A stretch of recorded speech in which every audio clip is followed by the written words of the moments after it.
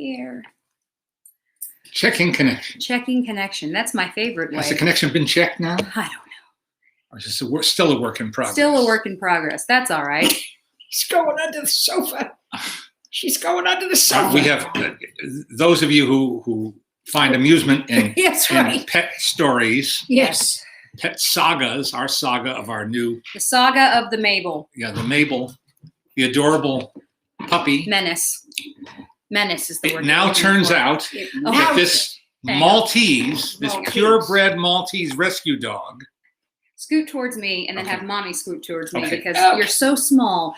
I always want my mom to sit in the middle because No, but I she's think tiny, but she doesn't want to sit in the middle. I want Daddy to sit in the middle so I can hug him.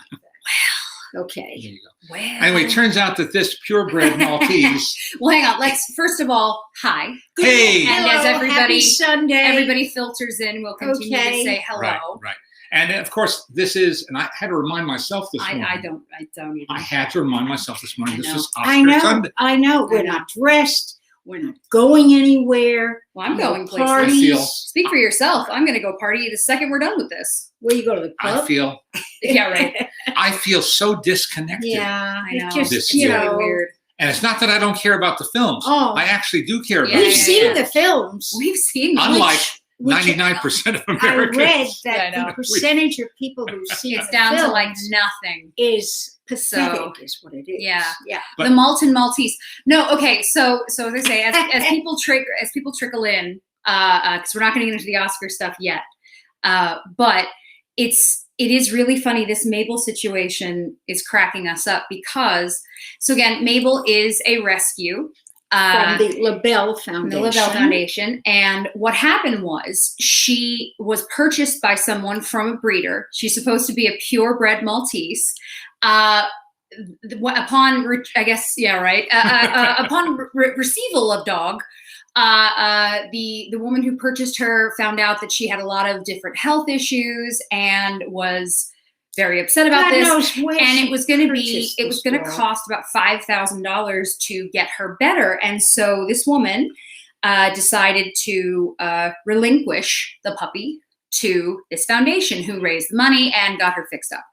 And then she lived with a wonderful foster family. Her foster mom and I have become pals, and I send her lots of videos of Mabel. But my husband and I decided to do one of those, like they have 23andMe for humans. Well, they do one for dogs. And Because why not? Because Why why not? not? Exactly. Yeah, So you know. we decided to do that. And yesterday we got the results. So this is supposed to be Miss Mabel, our darling Mabel, is supposed to be. And the reason it's significant that we wanted a Maltese is because both Alice and Jesse are allergic severely allergic to dog dander. So we needed to get a hypoallergenic dog. Got the results yesterday. Mabel is 47.1% small poodle. She is 16.1% Cocker Spaniel.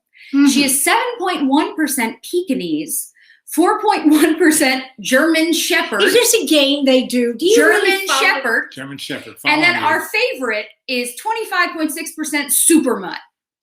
And I know what you're thinking. What the hell is a Super Mutt? Well, apparently it's that there's so many kinds of dogs in there that they can't even figure out what it is. And so they just call them Super Mutt. So the moral of this particular story is we ended up with a half of a poodle and some other stuff. But know what? We're keeping her. Oh, she is a menace, but she is hilarious and brings us an immense amount of joy. Anyway, it had us laughing because it's just one of those things. And poodles like, are supposed to be smart dogs. and and she she is is smart. certainly that. She's very smart. She is very, Good. very As I say, she's a menace, but she's our menace, and that's She's all a that matters. baby. Hi, Hook.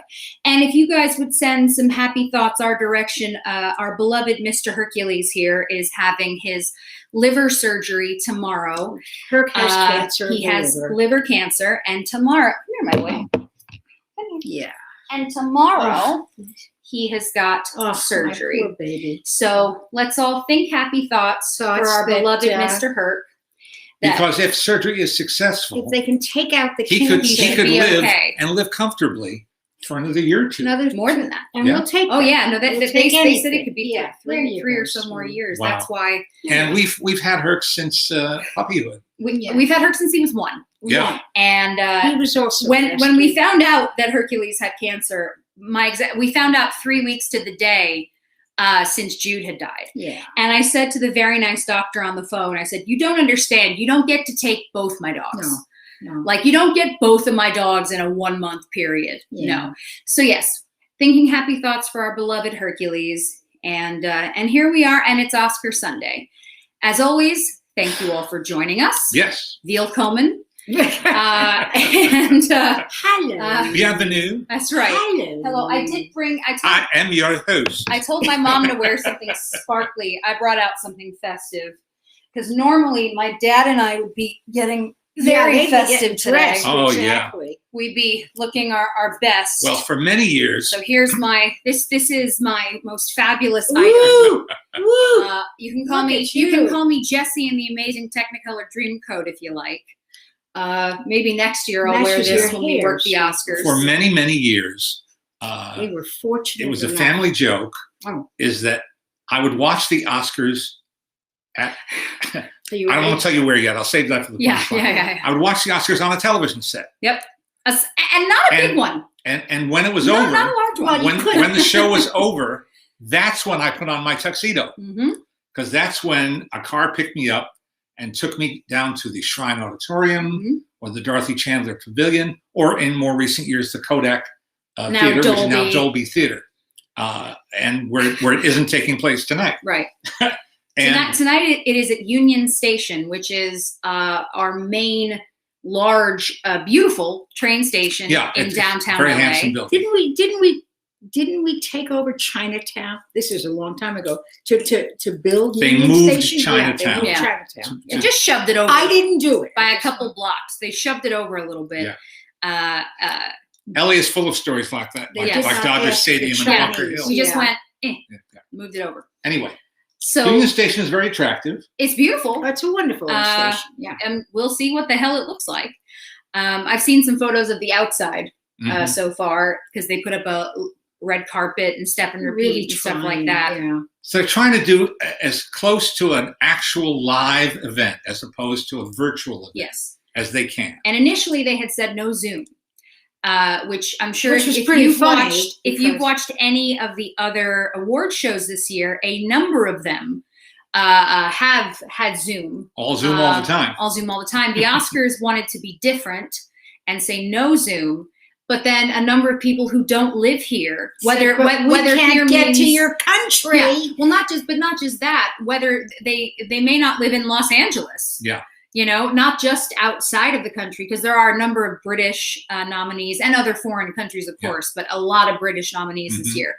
And they said, we don't necessarily want to get on a plane. We don't necessarily want to fly to you. And that's fair enough. So they kind of had to concede Yeah. and Anyway. allow Zoom. Anyway, all these years, I watched it on television in good company. Yep. And then put on my tuxedo Yep. and typed a commentary for Entertainment Tonight, which I then phoned into one of our producers and got an approval or asked for some changes. But then I finalized that and then went down to wherever the Oscars were being held and delivered my commentary on camera in a lot of odd places. Many on a strange. on a steel on a temporarily built steel catwalk over Hollywood Boulevard. That was interesting. Outside in the bleachers outside the Shrine Auditorium, where people had been gathered watching the arrivals just a few hours earlier. That was when it was at the Shrine. Yeah, et cetera, et cetera. And we've had a lot of Oscar adventures. yes, You through sure the years. have. we've had more than our share. And but so the punchline is where we watch the Oscars for many years, And where he went to type his post-mortem, as we used to call Yes. it. Yeah. Well, some of you may know, some of you may not, that Hugh Hefner was The late Hugh Hefner was a massive film buff, diehard, I would say. Yep. And supported the art form for many, many, many, Endowed many a years. chair, saved the Uh, Hollywood sign twice. Yeah, Yeah. he put his money where his mouth was, and He's probably the most generous private individual yeah, who contributed to film preservation, film restoration, film education, all of it. and the Hollywood sign. Yeah, Twice. Yeah. all of it, all of it. He really made a difference, and he and my dad became friendly. And then we found out that there were several things that the mansion really did run like clockwork. Yeah. Everything that happened all the time. So there's Monday a night schedule. movie nights, Tuesday was this, Wednesday was this, Thursday was this, and so on. And he had 4th of July party. Mhm. Wonderful. And the 4th of July thing parties. was, there were certain parties that were big and certain parties that were very intimate. And the intimate ones are the ones that you Yeah, guys lovely. really went to and knew everybody. And like Oscar viewing night. yeah. And Film Normally- nerds is what Yeah. we were. Yeah. Now, normally you could not go to the mansion until you were 18. That was a rule there. So I didn't get to start going to these parties. I think they let me in for Oscars a little early. Mhm. I think they let me go to that because, again, it was very small and intimate. But that became where we watched the Super Bowl, where we watched the Oscars, and Easter. and as I Easter, say, in yeah, very well, that was a big one. in very good company, very Yes. congenial people. Yes. Some show business people, and great food. and Always great wonderful food. Yeah. and he was a great host. He was a was, great. He made you feel welcome. Yeah. And I know some people, view him with some judgment, and you're entitled to your opinion. But we were We're saying film our buffs, and- opinion of him was that he was a wonderful host Mhm. and a very gracious man. Mhm. He also was my boss for 6 years. That's right. We'd already been going to the mansion for a number of years when he didn't hire, but his executive editor Yeah. contacted me from Chicago for and hired me Playboy- as their film critic, and I for was the Playboy film magazine, critic. And I always have to clarify, not for those kinds of movies. Yeah. No, you don't understand. Regular my film. And my favorite thing about that is that he had to rate in bunnies. So just name a movie. Bunny heads. Name a movie of any movie. Star Wars. Star Wars is 3.5 bunnies, and it just always made me laugh. But you worked there for quite a while and had a lot of fun doing it. Yep. And so yeah, it's I have to tell you too, the contract, because I read the contracts, it was the simplest, written in English, not It in was lawyer. not in the words. form of a contract. It was in a the form of letter. a letter.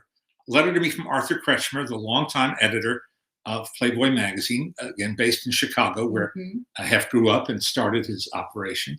And And I read in the this. form of a letter, you vouch that you will turn in X number of words every month, being original work of your own, and we have the right to edit, and just the kind of thing you find in a contract, but stated simply, no, clearly. there was no libel. There was no kind of, if we go to And- renegotiations or anything. And I Arbitration. countersigned the letter, and that was it. Yeah. It was as closest thing to a handshake deal. Yeah.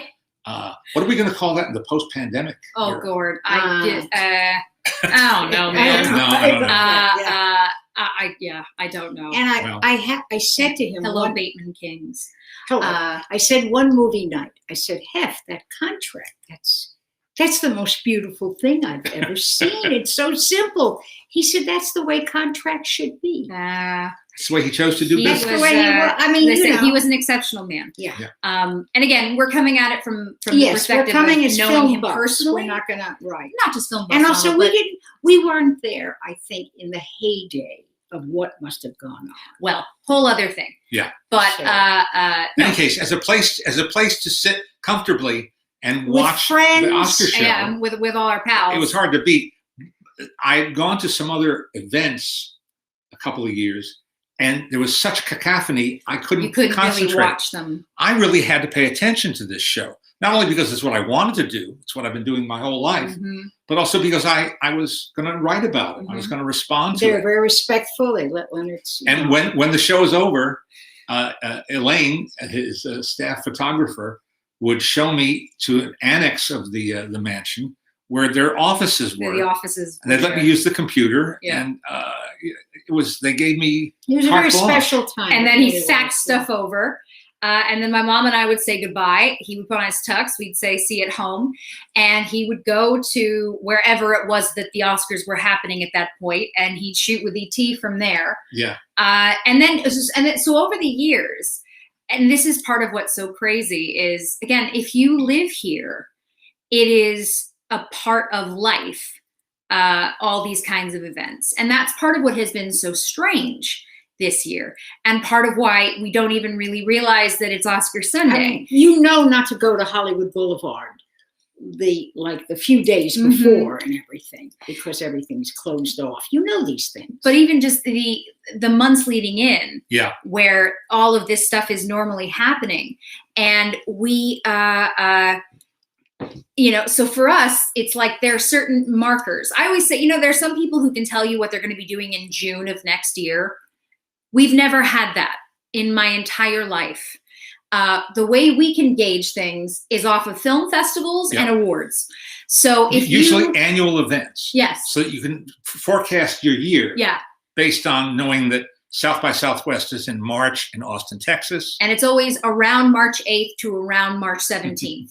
And Santa Barbara is always the end of January into February. Usually, let's say around the 25th to maybe February 3rd. This is the game. Preceded by Sundance, which is mid-January. Which is usually January 15th to about but this is how we plan our lives. Yeah. Is we know that we probably have something here, and we probably have something here, and all of that. When Jessie was much younger, her school schedule, the Oscar schedule was completely different then. Yeah, very different. And it was like the middle of April or something like that. It was March, April. Yeah. And it turned out that the Oscar, which used to be on was it on Monday night then? For a long time it was on Mondays. Yeah. But I think it was Sunday night. Anyway, the day after, I still had to be here in town because E.T. might call to have me change a voiceover track or something like that. So I had to be on call. And then we'd go on vacation because it was your school Spring break. break. Spring break. And the school had, a lot. I mean, if you're in this town, this is a company It's town. a company town. Everybody's connected. So everybody to I went to in one school way or with another. did something in this. And we would see them at the airport. Yeah. All of us were flying to Maui. Yeah. Those were the days. It was very normal. Oh boy. But yeah, so my dad and I started to have sort of rituals around the Oscars. My dad would take me, he would do stuff for KTLA at 6:00 in the morning. Sometimes in the days leading up to the Oscars, and sometimes on the morning of. Mm-hmm. And if it was early enough, my dad would take me with him. They'd send a car, Mm-hmm. and we would leave the house at 5:30 in the morning or whatever it was. And we'd go down to the shrine. When I was a kid, it was the shrine. We have And- pictures of us there. Yep. And we'd Aside hang one of those out. giant Oscar statues. that Oh they yeah. have down Oh there. yeah. All those kinds of cheesy but hilarious. And we go down. And what I'll never forget was one year that we were down there with Sam Rubin, and there was a helicopter. And my teacher saw me on TV while they were getting ready for school. And when I came to school, because it was so early in the morning, we could finish everything. And then my dad, we'd come home, my mom would take me to school. And my teachers would say, "We saw you on the news this morning." And it was like, it was really funny. This is, and of course, the other ritual that they have discontinued. I think to their, I don't know about who regrets it and who misses it, but every year when they would announce the Oscar nominees, that was usually in February, Mhm. and they would do this very early in the morning, precisely at 5:30 a.m. Yeah. because that would get them on the Today Show, Or Good Morning America. 5:35 in some seconds. Yeah. It was like 5:35 and 37 seconds, Yeah, some ridiculously specific time. And that's why, and because everything is geared for the East Coast in America. Mhm. Presidential speeches, football games, and the Oscars. Mhm. So at 5:30 and 30 seconds, the current president of the Academy and some well-known actor would stand at a podium and read out the main nominees, the most important, most celebrated, Flashy. the Flashy ones. nominees. And to an audience in the Oscar auditorium, the Samuel Goldwyn Theater, of mostly publicists and TV crews and radio crews and news people. And we've talked to you about this before because it's one of the things that we missed. They stopped doing it, I guess it's 3 years? Something like that. But for us, it was a ritual of waking up at 4 something in the morning, my dad and I driving down in the dark to the Academy, which is on Wilshire Boulevard in Los Angeles. And you get there and there's no one. There's nothing and no one, and it's dead. You can stand in the middle of Wilshire Boulevard and truly just stand there. Yeah. And you will not die. No car will hit you because no one's awake. And then you open the doors, you walk to the Academy building, which the Academy building is unassuming. There's nothing about it that looks like an office building. Yeah, you wouldn't know.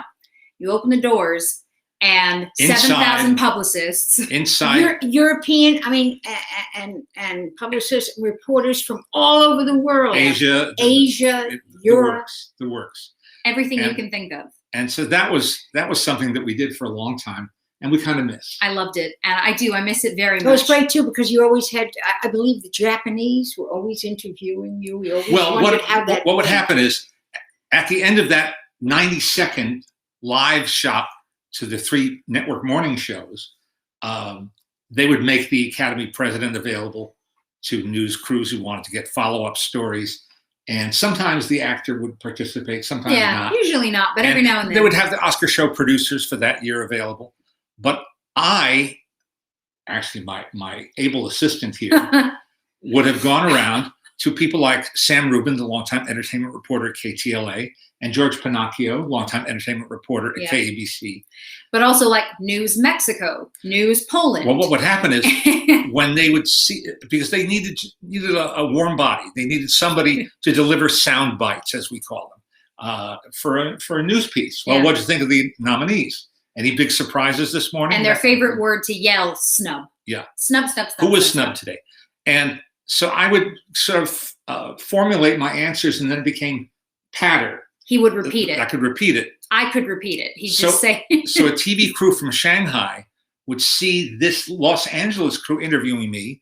They didn't know who I was, but they saw that I was. Must be somebody. I'm talking to Los Angeles television.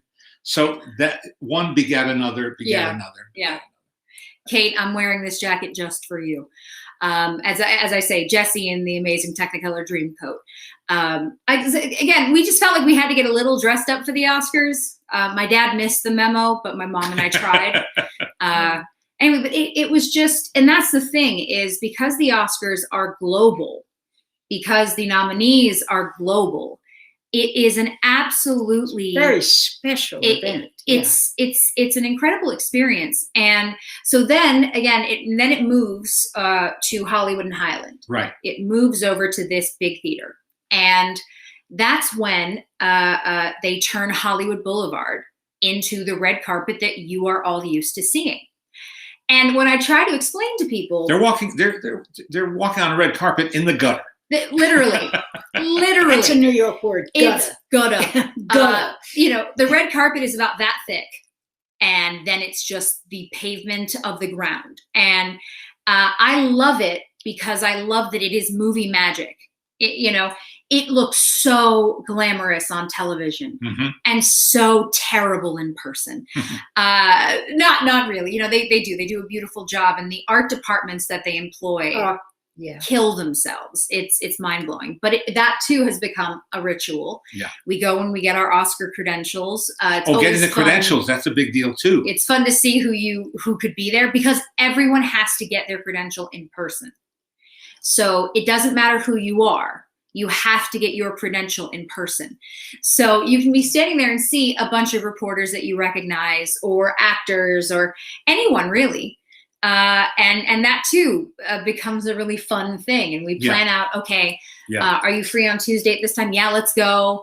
Part of it is also they have the merch on display. Oh, yes. The stuff that you can only buy. That's for the crews. Yeah. For the worker bees. And our job is to go and see if there's anything my mom would want. Thank you. like a hoodie, yeah, or a shirt. or a shirt. We take pictures and send them to her, and she goes, "I don't like it this year." We say, "Okay, Alice doesn't want it. We can go home now." But it's anyway, all these escapades, year after year, and after the parties leading and up they're to it. Now we're not on the A list for No, parties. In no way do we say we are. Nor do we seek that out. But speak for yourself. We were always invited. We love to stare at famous people. Terrific. We did get to go to some great pre-Oscar parties in years gone by. And of course, the day before the Oscars is the Independent Spirit Awards, which just took place Thursday this year. Yeah, happened on Thursday this year. To a non-audience. Yeah, a virtual. But, and it's so everything is off kilter a little bit. But so Spirit Awards used to be that what was nominated for a Spirit Award and what was nominated for an Oscar, maybe there was one or two crossovers. Yeah. Maybe. Usually, though, not many. Yeah. Now they're almost interchangeable. Well, this year particularly, since the major studios since the major studios haven't released very much. Yeah. This past year. It's next. Oh, hi. So, very professional operation here. The major contenders are mostly independently made films. You have mud all over. Foreign and domestic. But so and that was always interesting to look at and say, hi. This is what it's like having a puppy. You're perfect. And now she goes to sleep and you have stuff all over your face.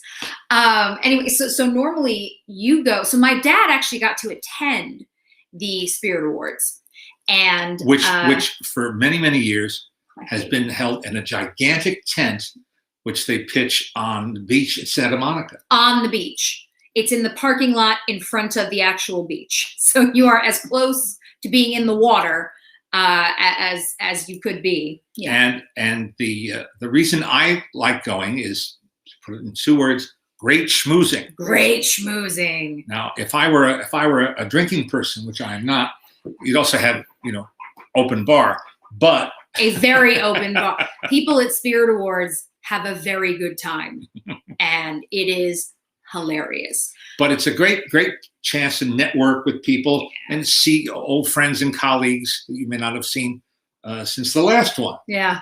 And once everybody gets into the tent to get ready for the actual show, which is usually broadcast live, then there are tables for each film. Yeah. So this will be the table for Nomadland, and this will be the table for Minari. This will be the table for Trial of the Secaucus. Sound of Metal. Yes. Trial of the Secaucus 7. Yeah. Please. My brain. Chicago 7. It's a sequel. No. It's a John Sayles film. I know. Anyway, so if I wanted to go and just say hello to Aaron Sorkin, let's say, where they are. You know where he's sitting, and where Frances McDormand would be. Yeah. And it's just a lot of fun. I started working the Spirit Awards. It might even be 10 years. It's a long time ago. While. And as a talent wrangler. Yeah. So my job every year is you either get assigned a person. So I had John Hamm last year. Yes. She's real happy when that happens. Yes. You get assigned a human. Yeah. And your job is to know where that human is and get them from point A to point B. So you sort of, and it's funny because so the only people who need a handler are the ones who are presenting, right? Are a part of the show in some way. And there are quite a number of people who participate. A lot. And the other part of the job is, and they use me for this because I'm very recognizable. Part of my job is to get people off stage on the correct side and out to the press room. And so they're too popping up on TV and having friends take screenshots because it's really funny. But me going on the side of the stage, trying to get the attention of actor ABCD to get them to come the right direction and go out and get their photo taken and go speak to the press room. Yeah. It's a big deal. And Josh Clement today sent me a photo in his Independent Spirit Awards shirt because last year that's where we were. And it's all very strange to not be doing that. But Here we are, today. and according to all available sources, this is Oscar Sunday. This is Oscar Yeah. Sunday. Yeah. Yeah. So, Mama, what do you think your favorite film of this year is? Interesting, because it's like I didn't love Nomadland, Mhm. but I found it absolutely fascinating. I had no idea that people chose to live on the road. Sorry, Mabel brought in a slug. Isn't that Mabel sweet? is sharing? And it was on you. Sorry. Is that beautiful? Go on. We share everything here. Go on. So Including with our friends out there. in the Yeah, audience. right. yeah. Anyway, so I didn't realize that, and it was slow movie, but it just showed me things. I thought you lived on the road because you were homeless. Mm. No, there are people. Things have happened in their lives, but this is what they choose to do. So And I love that film. That's my favorite film of the year. Yeah. Nomadland is your Yeah. favorite? yeah. Mhm. Would you say second is News of the World? Yes. I love News of the World, which completely got buried. Yeah. I mean, it's going to get Yeah, some it got hopefully lost. technical awards, but Yeah. um, Do you think that what would you say is your favorite, Mama? well, I do think. I mean, I loved some movies that weren't nominated, but because It doesn't matter what's nominated. What did you love? I mean, I think I'm going to go with Nomadland because the only problem I have is watching these things on television, because we were in fact, of course, you yeah, know, of course. and so I get confused as to, am I watching a TV movie? Am I watching? Yeah, I know. When you get when you the know. delivery system is the same as where you get the hockey game. You know, is this Netflix Yeah. or what? I don't know. Well, again, Josh and I were talking this morning. You hear me talk about Josh Clement a lot because he and I grew up together, but he's also my award show / What is this? film industry buddy. And he pays attention to absolutely everything going on and keeps me up to date. We were talking this morning, and he said, do you think that it's still going to hold that a lot of the Academy members traditionally don't love the idea of awarding Netflix because it's a streaming service? Yeah. Which has been a big discussion over the last few years as Netflix has become this powerhouse. And I said, I think that people are going to kind of forget what was where, because everything was watched at home. Yeah. So I don't even remember what's what. I don't even remember which thing I watched where or on what platform. And I couldn't tell you if it was a Universal movie, a Sony movie. I know. A Fox News of movie. the World, it was released by Universal Pictures, Right. Yeah. a major studio. Yeah. But they opened it in whatever theaters there were that were open. Yeah. In January, Which is tough. Which is kind of difficult. And then they did a pay-per-view release. Yeah, it's all been very strange. So but it still was made as a movie. Yeah. It was made with a major budget, with a major movie star, Tom Hanks, Yeah. Exquisite and an photography. A-list director, Paul Greengrass. Exquisite. And so everything about it identifies it as a theatrical motion picture, Yeah. except the way people saw it. Yeah. and I Or think most people saw. that young girl should have been nominated. Yeah. Borat, I don't understand. I mean, I personally, we all understand Sacha Baron Cohen. Yeah. This whole thing about this movie, to me, you can never take anything serious. Maria Baklova. Yes. Baklova. I mean, Baklova, I think. I thought the young woman in News of the World was incredible. Yeah. She's a girl. She is still a girl. She really Jonathan was. here is saying that he loved First Cow, which got 0. Ah, nominations. Yes. I'm very fond of First Cow. And the director. And Kelly Reichardt's work in general. And in fact, Kelly came to my class at USC when we were still doing it in person. Yeah. One of the last evenings we had in person. In real life, yeah. And my students who... With First Cow, to be clear. Yeah. She came with First Cow. Not with the First Cow. But No, with not the with her film. First Cow. With the Well, film. Allowed First to Cow. do First that Cow. on the campus. And I wanted to show it because I think she's the living definition of an independent filmmaker. Yeah, 100%. Someone who follows her own path, and it's not a commercial or necessarily popular path, but she's an artist. And my students actually, to their surprise, liked the film. Yeah. Not all of them, but because it's quite a an number odd of them. name, Yeah. First Cow. What does Yeah. that mean? But they got into it. Oh, Dave says Another Round was his favorite film of the year. Oh, we really like Another Round. Wonderful, wonderful. Another great film. And I'm glad it got nominated. Mads Mikkelsen, he's okay by me. Yeah. He's a funny one. Do you remember the first time we met him in Telluride? Yes, Yeah. and he doesn't look as harsh as he does on screen. He looks the same. He does look the same. He definitely, like, it's definitely him. Yeah. But it is softer. It's not quite, I mean, but that jawline and those cheekbones are ridiculous. Like, that is ridiculous. But he could not have been lovely. sweeter or warmer. And my favorite fun fact with him that some people know is that he was a dancer.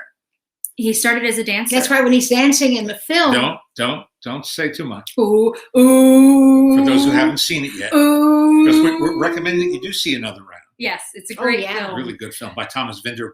Yeah. Oh, so Jonathan's saying I got to see it at the New York Film Festival in 2019, in the before times. In the long, long ago? Yeah. Yeah, in the before times. I also miss the before times. But yeah, Another Round was one that you really enjoyed. Oh, yeah. And thankfully is getting a bit more attention because it has won some awards now. Yeah. You know, we've talked about this, that to me, the purpose of an award, I feel, is that maybe it gets people to see something they otherwise wouldn't have watched. It's the ultimate seal of approval. Yeah. And the ultimate publicity for them. Yeah. You know. Yeah.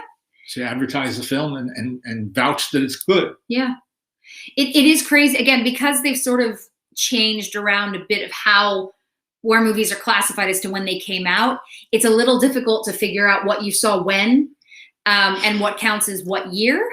Very confusing. But look, there are a lot of things to be fretful about that have taken place this past year and that are continuing to intrude upon our lives. Mm-hmm.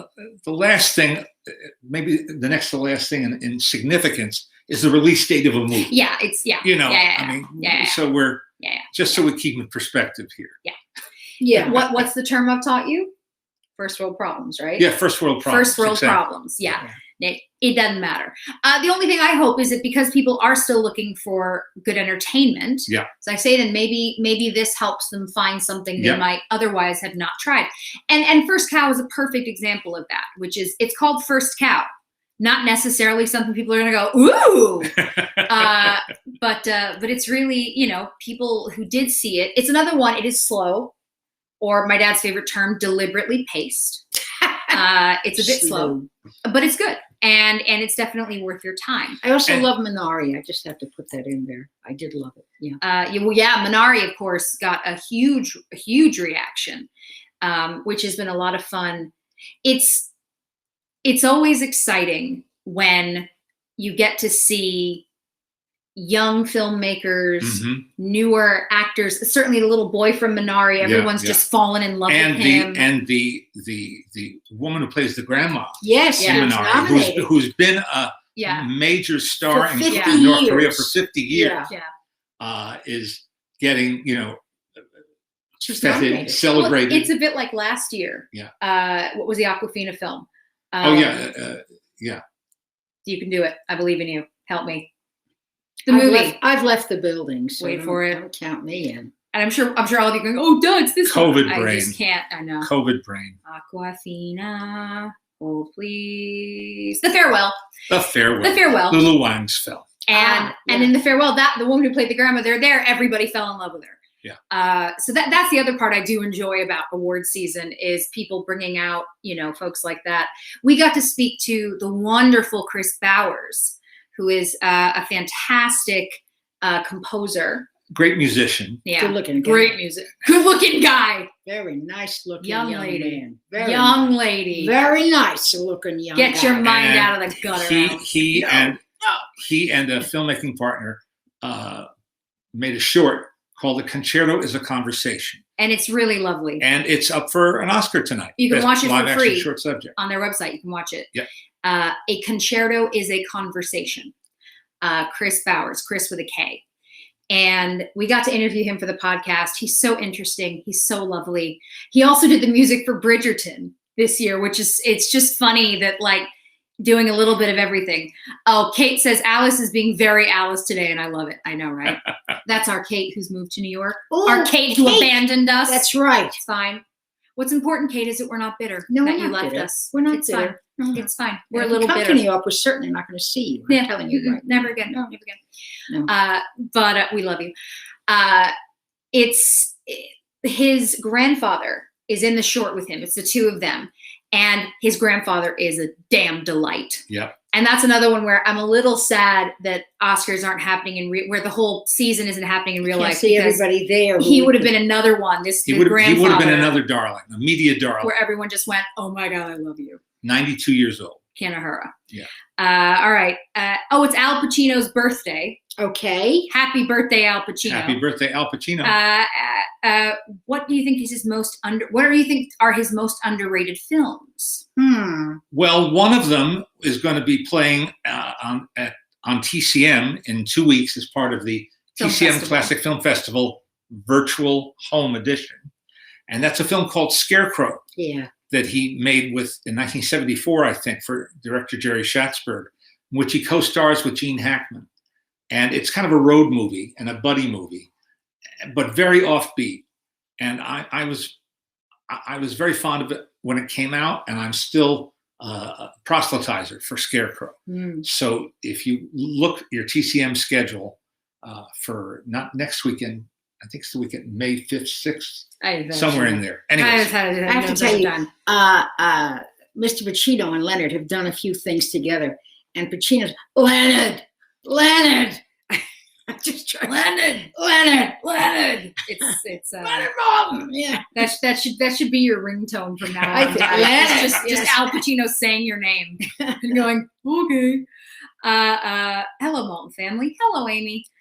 Do you have any Oscar Levant stories or trivia you can share? I like him in everything I've ever seen him in. well, me too. I share your fondness for Oscar Levant.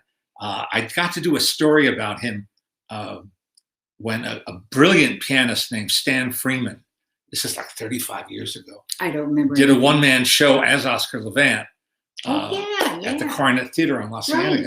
Right. And that was my wedge to get a story on the ET Weekend show about Levant. And I interviewed his widow, June, and with whom he hosted a rather notorious local LA talk show, a late night talk show. And people who were around at the time, got to witness and ear witness and eyewitness a lot of wild stuff because Oscar was uncontrollable. And he's the one who said when he and Judy Garland embraced, it was a great moment in pharmaceutical history.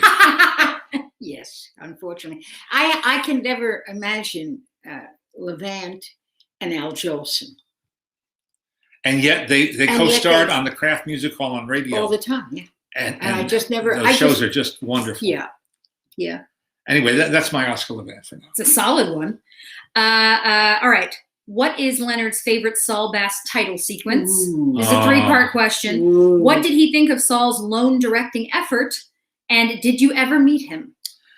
I'm in reverse order. Yeah. Yes, he's one of my heroes, and I did get to meet him. I, again, contrived a story for Entertainment Tonight that would enable me to go to his office and meet him. And then I sent him a little present of some rubber stamps that I thought he would like. And he did, and he wrote back to me and signed it and used one of his own rubber stamp of a bass. And to pick one, gosh. But you always, you know what I was saying? North by Northwest, Yeah. Anatomy of a Murder, Walk on the Wild Side. That's one that doesn't get mentioned as often. And I like that a lot.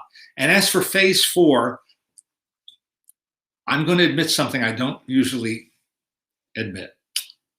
I've never seen it. Done. And there have been opportunities that I have missed. And I don't want to watch it on video. Life, I don't want to watch it on my home screen. I want to see it. And the Academy has I think, Saul's personal print. Well, maybe that'll days. have to show at Maltin Fest someday. Yes. Maybe that's what we'll show. Mm-hmm. How seriously do you take the Oscars? Do you think that they matter? Well, yes, I do think they matter, and I do take them seriously. I don't always take the show, the performance part of it, seriously. But the honoring of movies and movie makers and individuals who've collaborated on films, I take that very seriously, because mainly for the reason that Jesse just said, because it calls attention to these films, and it calls attention to great production design, great costume design, great visual effects, great music, so many components of filmmaking. So I think that's what I get out of it, and that's what I take away from it, and I hope other people do too. And I think, when we sit together and we watch, because we do always watch it together, I think that part of the joy is seeing joy and watching people get up and thank their first grade teacher and talk about how this was my grandmother's dream. That to me, I love the human side of things. Yeah. I don't love corporate. I don't, and we talked to you guys a bit about how the Academy will tell you, in terms of writing your speech, don't make a list and thank your agent and or if you do, don't say my publicist, my so-and-so, just say their names. Because the idea is that you want people to feel how you feel. Yeah, they want to capture what they want the winners to do, is to convey the emotions of the moment. It's okay. You can do it. Give me a hint. You're talking about people? Yeah. The ones that we were talking about the other day? Yeah. Like Roberto Benigni? No. Cuba Gooding Jr.? No. Woman. Julia Roberts? Just one. Olivia Coleman. Olivia Coleman. Olivia Coleman. Again, by the way, this is why we can't separate, because neither of us can finish a sentence. Yeah. It's a problem. Olivia Coleman, who I've enjoyed for a long time. Because we're all Anglophiles. She's a goddess. She is a wonderful actress and a versatile actress. She's great in Phoebe Waller-Bridge's show. Oh, she's always great. She's always Scumbag. good. She can do anything. Scumbag. Some kind of a bag. when she won, she clearly did not expect to win. No. Clearly did not expect to win that night, and so hadn't prepared a speech, and she got up and was just candid. She was just, I can't believe this. This is amazing. She was giddy. She was giddy at that moment. And who wouldn't be? So Joel has just said, in quotes, "You like me. You really like me." Here's something interesting. It's not what she said. And many film buffs are obsessed with this particular bit of trivia. Sally Field never said, "You like me. You really like me." Sally Field said, "Right now, in this moment, you like me." You like me. And it has become the "Play It Again, Sam" of Oscar quotes. And if you don't know that, "Play It Again, Sam," which is supposedly a line from Casablanca, is not a line at all in Casablanca, but has become a thing that is printed on items as a line from Casablanca. Yeah. But yeah, we were talking the other day about this, about how, like, Roberto Benigni, again, depending on how old you are and if you watch the Oscars like we do religiously, you remember those things. Roberto Benigni, Mama, you remember him climbing on Spielberg. And Spielberg being such a good sport about it, helping him, because he got to the stage by walking on. He climbed over. He was so excited. Yeah, he climbed over. It was wonderful. I mean, it was a great showmanly moment. Yeah, and everybody worked. And for the film, life is beautiful. Yeah. And Cuba Gooding Jr., when he won, a lot of people remember this from Jerry Maguire. He jumped. He refused to leave the stage. Mm-hmm. He was having the best time. Even when Julia Roberts won, and same thing, she goes, "I love it up here." It's such a. Hey, they work hard. This is what you. I don't care who you are. An Oscar is an Oscar. An Oscar is an Oscar. It's not a Golden Globe. This is what you want if you're an actor. And to me, the two things that the Oscars have that no other award can acquire: tradition and history. Yeah. And continuity, a generational continuity. Yeah. They're fathers and sons and mothers and daughters who've won Oscars now. Yeah. And it's probably gone to 3 generations in some cases. Yeah. It's yeah. So that's what gives it stature. Mm-hmm. I think that's what gives it such stature. And it's and listen, they've worked very hard the last 3 or 4 years to to correct an imbalance of the membership makeup. They've sought to enlist more women and European, more people of color, more international filmmakers, and they've done it because the membership hovered around 6,000 for many, many, many years, and now it's up to 9,000 something.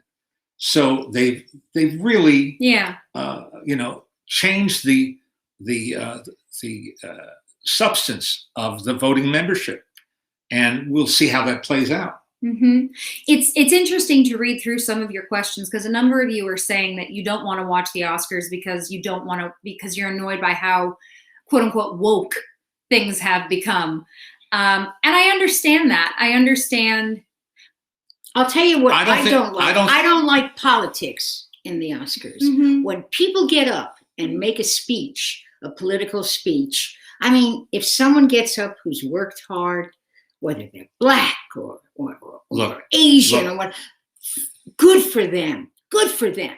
But I don't want to hear the history of everything. 40 years ago, Jane Fonda, as controversial a figure as ever to receive an Academy Award, got up, and this is when she was nicknamed Hanoi Jane by some people who have never forgiven her.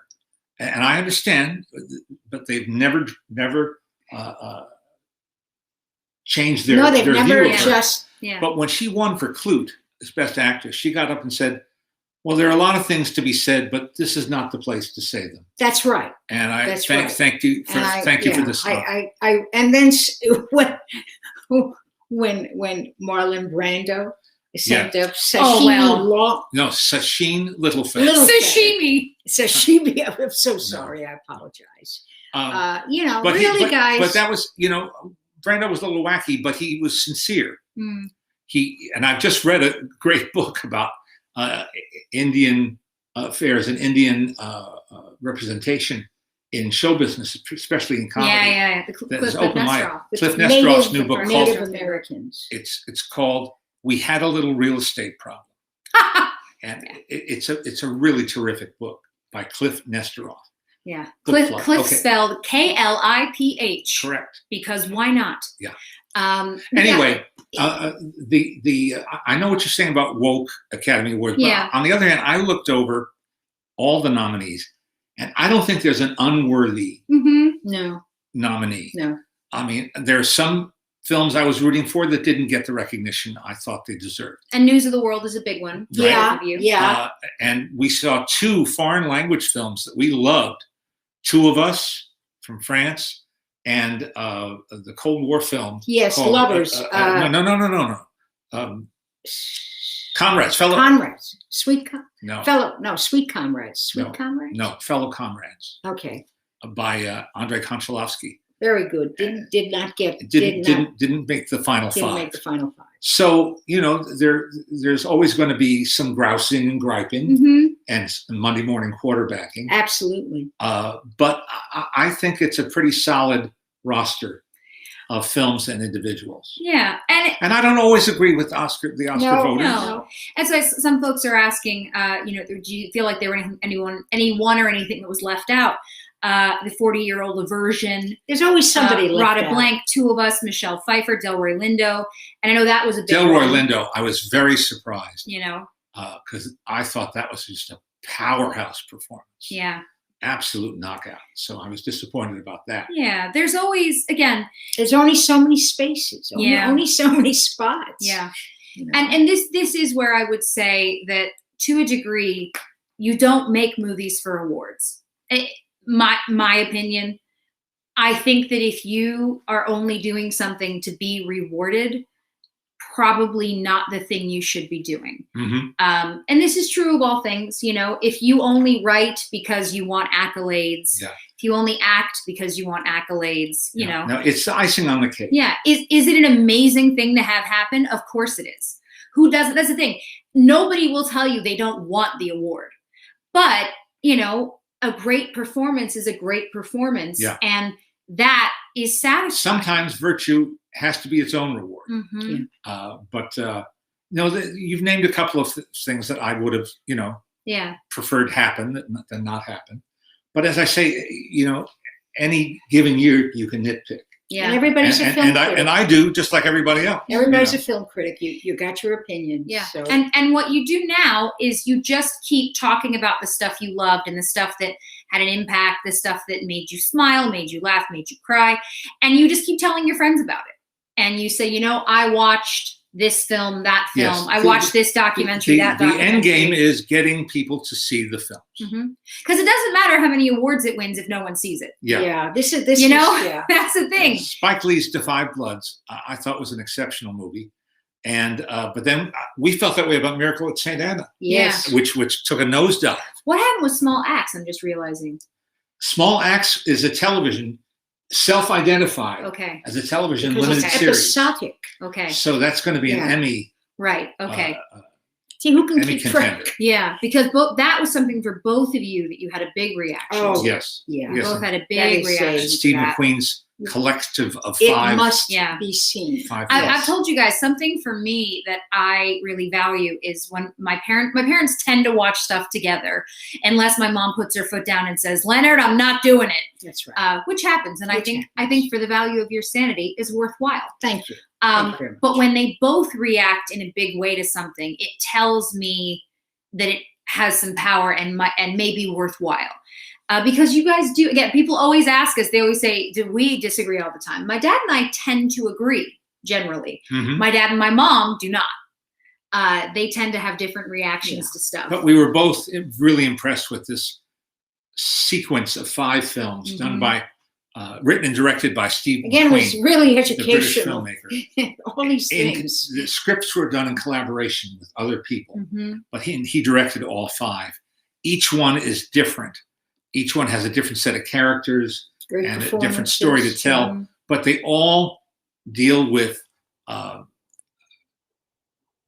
immigrants from the West Indies, from the Caribbean, came to England, particularly London, for a better life. Yeah, in the late 60s, 70s, and 80s, and the prejudices and what they received. Wow! And it's very powerful. It's enlightening, very and personal. upsetting. Very personal and very powerful. And as I say, since both of you felt that way, it tells me something. Another film I will mention, Sound of Metal, is a movie my mom did not think, you weren't necessarily into it initially when we discussed it. Because we had the misimpression that it was about heavy metal. I know, and I hate heavy as you metal. would. So you guys decided to watch it. Yeah. And the first thing you said to me was, thankfully, there's not a lot of that music. No, thankfully. It made him deaf. So And Riz Ahmed may win tonight. He's been winning a lot. He is a very talented actor. Very talented. Young and talented. And this is my thing with him is people have said, Chadwick Boseman may win instead.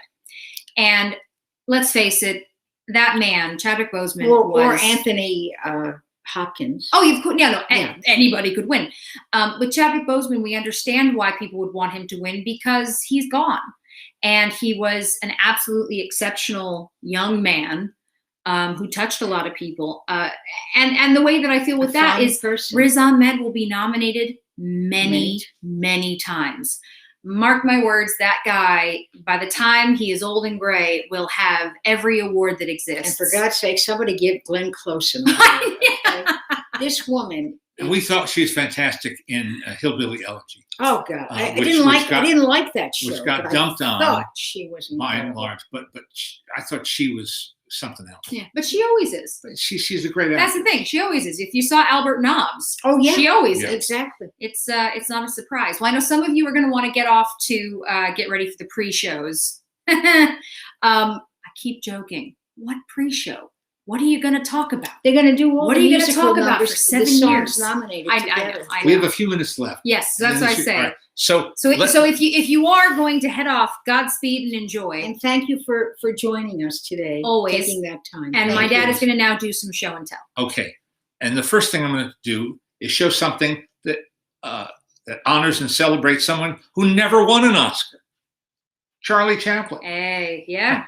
His film, The Circus, 1928, was part of the first Academy Award roster. But now, what's funny is this is just a really neat, jointed cardboard doll. But the come on in the packaging is that it's an illusion. The amazing dancing Charlie illusion. It's baffling, amusing, mystifying. Baffling, mystifying. It's great. I love it. It's fun. I love it. It's fun, And but it that comes in packaging. this fun box. Ryan, we would never Put it want away you to after leave we either. just take the other things. Yes. Yeah. Now I have been organizing Yeah. the We past got. couple of weeks. I have so much stuff. It's so good. I have to get through all this stuff, and part of the thing I'm trying to achieve is knowing where things are. Yeah. You know. Yeah. So here's a one-shot magazine from 1934 with the most fabulous cover. Stan Laurel and Oliver Hardy as they appeared in Hal Roach's production of Babes in Toyland, nowadays known as March of the Wooden Soldiers. I found a way to settle my wife's hash. Really? Yes, I take a spoonful of bicarbonate soda. Well, if that's what they say. Okay, that works. I'm- That's I not won't a joke argue that they with it. actually told. So, No, in nothing fairness, to do with them in at fairness. all. No. to Stan and Ollie. All right. Now, the odder the item, the more obscure the movie or actor it portrays, the happier I am. Yeah. I have to So- live with this, really. These are transfer pictures. I remember working with these when I was a kid, where you actually rub on them Mm-hmm. and they remain an impression of Transfer. it. They transfer. Yeah. Well, these are two that I found. That one features Mickey McGuire, who actually legally changed his name at the time when they made these comedy shorts to Mickey McGuire. His name was Mickey Rooney. Oh, wow. His real name was Joe Ewell Jr., but that's Mickey Rooney in his first film. Huh. This is RKO Radio Pictures present Roscoe Aites, the famous stuttering comedian, in Shampoo the Magician with Hugh Herbert, a great favorite, and that a two-reel short like the Mickey McGuire's could rate a product tie-in like this is just Must have been a cousin or a something. curiosity that I Yeah. find interesting. And I have seen Shampoo the Magician. Hi, Tori, our friend from Japan, has joined us. Hi, Tori. And here's someone that never was considered by Oscar, more's the pity. Mm. Roy Rogers, my hero, Roy Rogers. Mhm. And this is 1961. A gentleman. Calendar. A gentleman.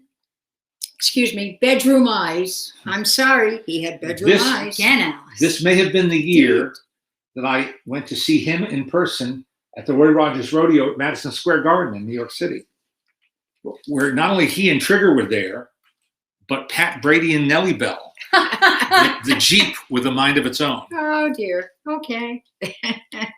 And this is sponsored by Nestle's Quick. Yes. Kevin's asking if you have anything Don Knotts related. Isn't that one? I don't believe I do. I have friends who are much more He's a little, into. he's a little too new. I for was gonna us. say. Okay. I have think friends who he's are much too more new, into Don sorry. Knotts than I am. Although I was a huge Steve Allen fan, so I remember when he first came to public attention, or widespread attention, before the Andy So Griffith Show, funny. So as funny. one of Steve's men in the street. Every week he would talk to Tom Poston, Louis Nye, sometimes Bill Dana, as Jose Jimenez, mhm. and Don Knotts. Pat And Harrington Jr. as- as yeah, well. that's right. Yeah. Guido Panzini. Don Knotts was the most nervous man. He would shake, Yeah. he'd shake, and he'd say, "What do you do for a living, sir?" He says, "I manufacture dynamite." And he says, "What's your name?" KB Morrison. What's the KB stand for? Kaboom. And when I interviewed Steve Allen later years, I asked him about all these. He discovered all these wonderfully funny people, and he said Don Knotts' audition was like Benchley, like a Benchley speech, Benchley double talk piece, and that's all I needed to hear, because Robert Benchley is one of my heroes. So viva Don Knotts, always. Viva Now, Don Knotts. always, always, always. Well, I guess we ought to We gotta go. Not yet. Not yet. But soon. We ought to start thinking about dinner. That's right. Knowing us, this is That's deep conversation in this. What time is it? It's time to Yeah. discuss dinner. That's where we're at. Well, so like everybody else, we'll be watching. Yep. We'll have our opinions. We'll agree. We'll disagree. The nice part about being with each other and not having a microphone on. Right. You can say is that whatever you want. We can say whatever we feel like. You can say, like, do you believe that dress? Is that the ugliest? Although I have to say, through the years, they have really gotten very good. And the gowns are magnificent. And the guys look great. I have great news. Alice is accepting of Oscar fashion. That's it. I am. It's, I am indeed. But I mean, it's great. I mean, it's an event in our lives, Yeah. and it's a special night. Yeah. And, good luck to the producers who are trying to continue to make it special. Yes. And I look forward to seeing people win this award, have dreams come true, and as I say, seeing that joy. And that's what I focus on. Yeah. I look forward to seeing the costume designers, yes. the lighting directors. I look forward to seeing all of those people who normally you don't hear from.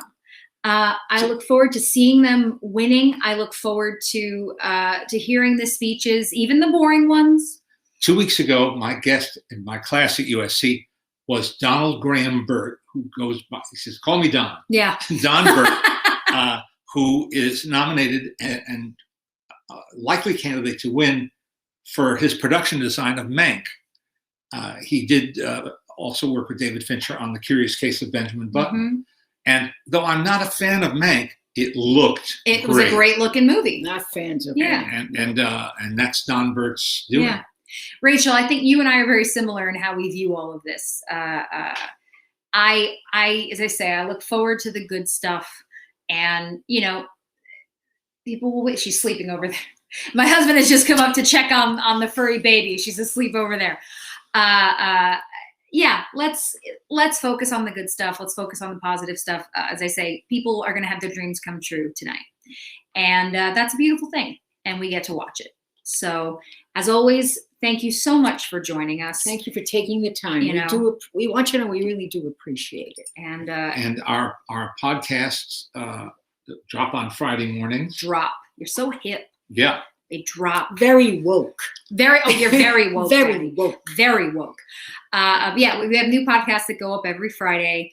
And again, we have Maltreon, which is what I call our Patreon. We're so grateful to everybody. Mama needs a new blouse. Yeah, right. We have had some sick dogs and some busted pipes, so we are very grateful to everyone who helps out. Believe it. Yeah, be safe, be well. Try to focus on the good stuff. I know there's a lot going on still, but we'll see you next week. God bless. Take care. Take care.